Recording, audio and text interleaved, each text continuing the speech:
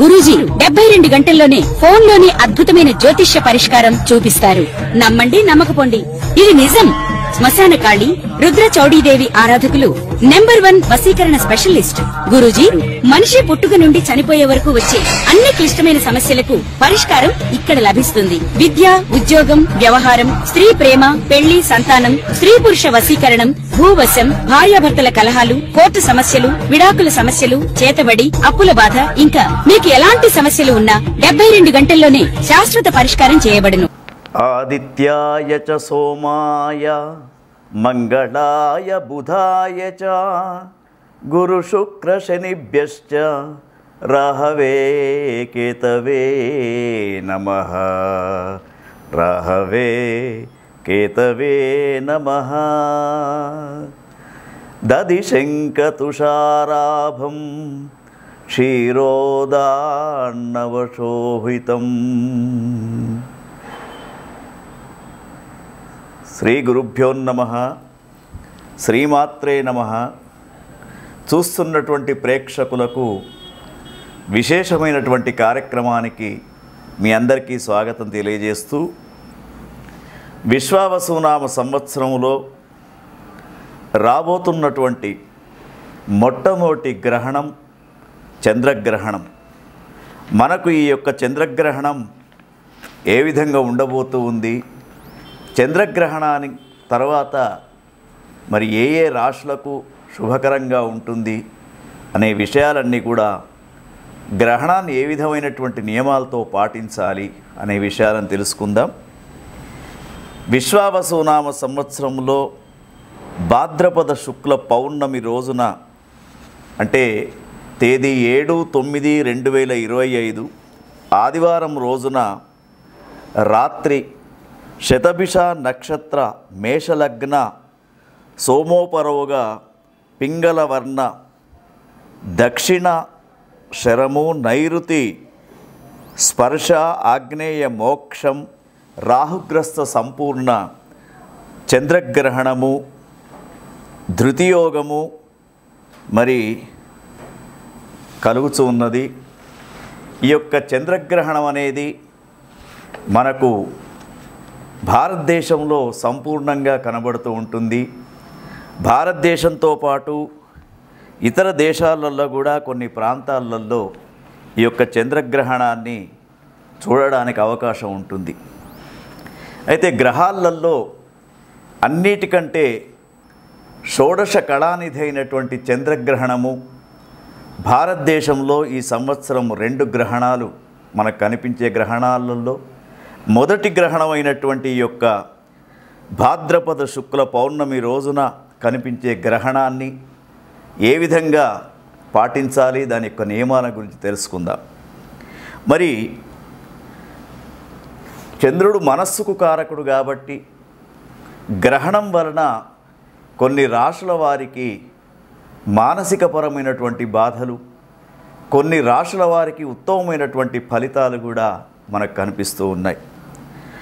ఈ యొక్క గ్రహణం రాత్రి నైరుతి స్పర్శ 9:57 ప్రారంభం కాబోతూ ఉంది.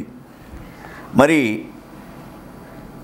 దీని యొక్క నిమీలన కాలము రాత్రి 10:57 దాకా, మధ్యకాలము రాత్రి 11:45 దాకా, తర్వాత ఉన్మీలన కాలము రాత్రి 12:22 దాకా, ఆగ్నేయ మోక్షకాలం అనేది రాత్రి 1:24, మరి ఆద్యంత పుణ్యకాలం అనేది ఉదయాత్పూర్వం 3:29 వరకు ఈ యొక్క గ్రహణం అనేది మన భారతదేశంలో సంభవించబోతూ ఉంది.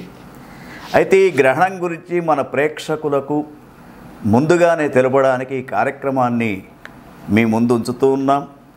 అయితే ఈ యొక్క గ్రహణం అనేది ముఖ్యంగా ఈ గ్రహణం యొక్క నియమాలు ఏమిటి, ఎప్పుడైతే రాహుగ్రస్త చంద్రగ్రహణం ఉంటుందో ఆ రాహువు చంద్రుణ్ణి ఏ విధంగానైతే గ్రహించబోతూ ఉంటాడో ఆ సమయంలో సైన్స్ ప్రకారంగా మనకు చంద్రకిరణాలు అనేటివి ఆహార పదార్థాలలో పడవు కాబట్టి ఆ రోజు కొన్ని నియమాలు తప్పకుండా పాటించాలి.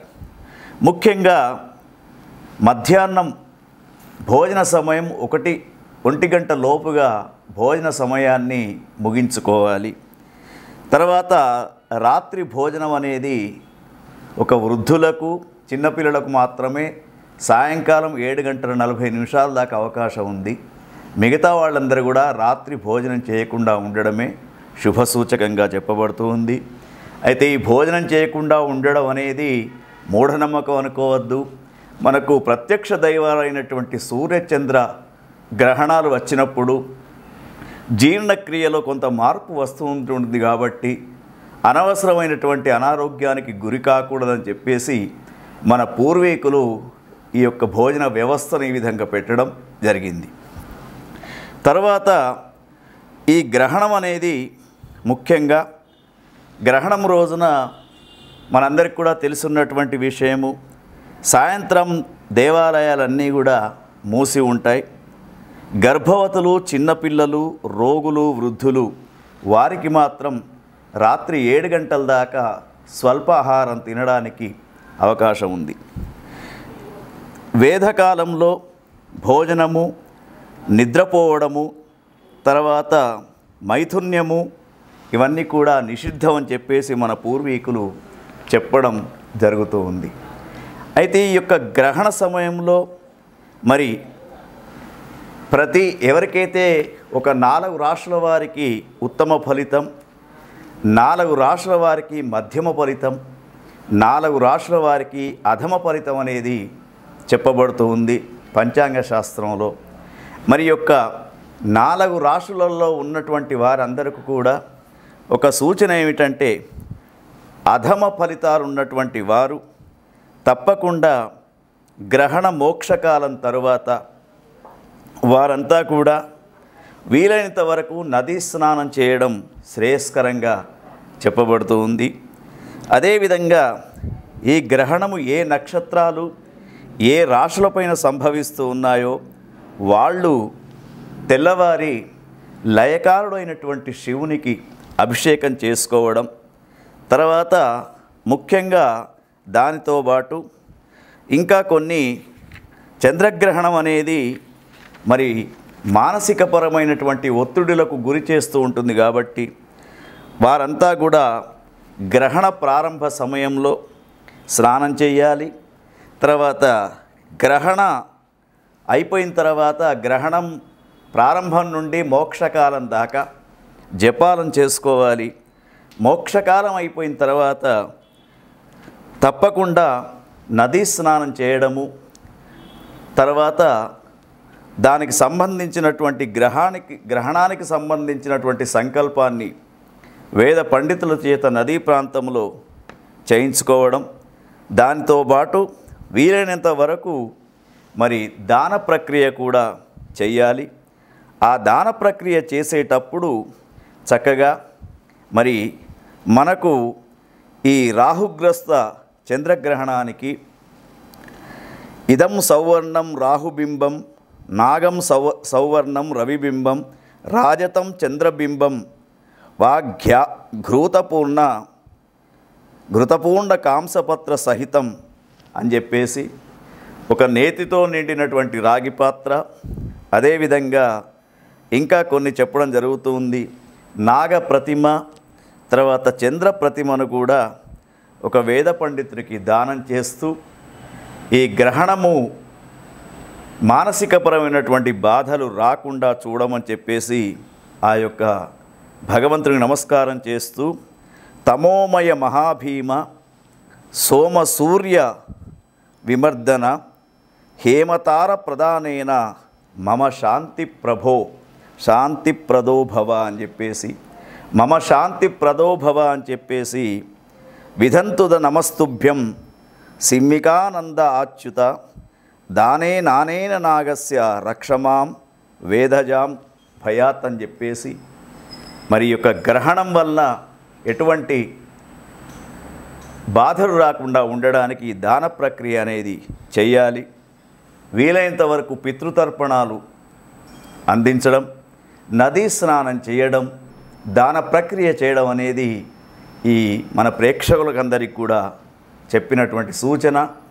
ఇంకా మీకు ఈ గ్రహణం గురించి కానివ్వండి, మీ రాశులలో చంద్రుని యొక్క అంశ గురించి కానీ తెలుసుకోవాలంటే కింద కనబడుతున్నటువంటి నెంబరుకు ఫోన్ చేసి వ్యక్తిగతంగా కూడా మీరు సంప్రదించవచ్చు. గ్రహణానికి సంబంధించినటువంటి మరి మోక్షకాలం తర్వాత ఎటువంటి వాటికి పరిష్కారం చేసుకోవాలనే సూచనలు కూడా మీకు అందించబడతాయి. ఓం తత్సత్. యా దేవీ సర్వభూతేషు శాంతిరూపేణ సంస్థిత నమస్తస్యై నమస్తస్యై నమస్తస్యై నమో నమః. చూస్తున్నటువంటి ప్రేక్షకులకు స్వాగతం తెలియజేస్తూ, విశ్వావసునామ సంవత్సరము భాద్రపద మాసము శుక్ల పౌర్ణిమ 7వ తేదీ 9వ నెల 2025 సంవత్సరం ఆదివారం రోజున రాత్రి సంభవించబోతున్నటువంటి చంద్రగ్రహణం అనేది మన భారతదేశంలో చక్కగా కనబడుతూ ఉంటుంది. మరి యొక్క చంద్రగ్రహణం రోజున రాశులలో 9వ రాశి అయినటువంటి ధనుసు రాశి వారికి ఏ విధంగా ఉండబోతుందో అనే విషయాన్ని మనం గమనిద్దాం.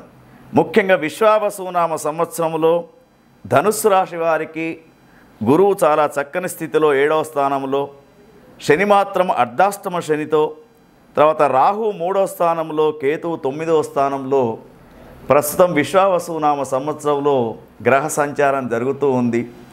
అయితే వీరికి ఏ రోజైతే చంద్రగ్రహణం సంభవించబోతూ ఉందో ఆ రోజున వీరికి చంద్రభగవానుడు 3వ స్థానంలో ఉండడం విశేషంగా చెప్పుకోవచ్చు. అయితే ధనుస్సు రాశి జాతకులకు ఈ గ్రహణం అనేది మరి శుభ ఫలితాన్ని ఇవ్వబోతూ ఉంది. శుభ ఫలితాలు ఇచ్చే 4 రాశులలో వీరిది కూడా రాశి ఉంది కాబట్టి మరి యొక్క ధనుస్సు రాశి వారికి ముఖ్యంగా గృహమందు సుఖశాంతులు లభించే అవకాశం, తర్వాత మనోసౌఖ్యం, మృష్టాన్న భోజనము, ఆరోగ్యము బాగుపడము, తర్వాత మీ పిల్లలకు కానీ మీకు కానీ ఎవరికైతే వివాహాల కోసం తహతహలాడుతూ ఉన్నారో వారికి వివాహ ప్రయత్నాలు విజయం చేకూర్చే అవకాశం కూడా కనబడుతూ ఉంది. ఎప్పుడైతే చంద్రుడు 3వ స్థానం ఉన్నప్పుడు గ్రహణం సంభవిస్తూ ఉంటుందో వారికి ముఖ్యంగా స్త్రీలకు సంబంధించినటువంటి విషయాలు చూస్తున్నప్పుడు వారికి అనుకున్నటువంటి ఆభరణాలు లభించడం, తర్వాత శుభకార్యాలు చేసుకోవడం, తర్వాత విజయాలు సాధించడం అనేది ఈ గ్రహణ సందర్భంగా మనం చెప్పుకోవచ్చు. అయితే ధనుస్సు రాశి వారికి అర్ధాష్టమ శని ప్రభావం ఉంటుంది కాబట్టి మీరు కూడా లయకాడైనటువంటి శివునికి ఆ రోజున తప్పకుండా అభిషేకాది కార్యక్రమాలు చేయించుకోండి. చక్కని ఫలితం అనేది మీకు వస్తూ ఉంటుంది. ఓం తత్సత్.